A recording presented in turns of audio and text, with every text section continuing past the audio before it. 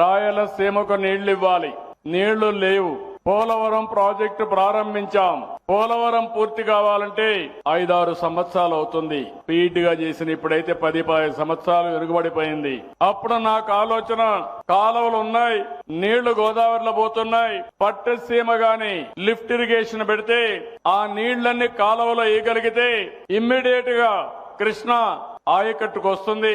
కృష్ణా ఆయకట్టులో వాడే 120 టీఎంసీ నీళ్లు శ్రీశైలంలో పెట్టి అక్కడి నుంచి రాయలసీమకు అంద్రి, నీవా, నగిరి, గాలేరు ఈ కాలువల దగ్గర తీసుకొస్తే రాయలసీమను సస్యశ్యామలం చేయించనే ఉద్దేశం, ఆలోచన నాది. నేను ఆ ప్రాజెక్ట్ ని ప్రారంభిస్తే అసెంబ్లీలో అడ్డుపడ్డారు, అజ్ఞానంగా ప్రవర్తించారు.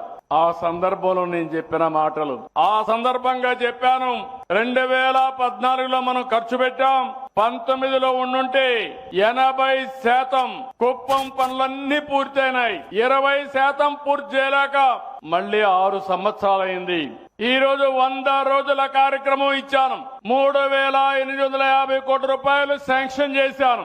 3,850 క్యూసెక్స్ నీళ్లు తీసుకొచ్చి పరమ సముద్రం ఈ రోజు ఒక నిజమైన సముద్రం మారే కనపడుతుందంటే అది మనం చేసిన పని.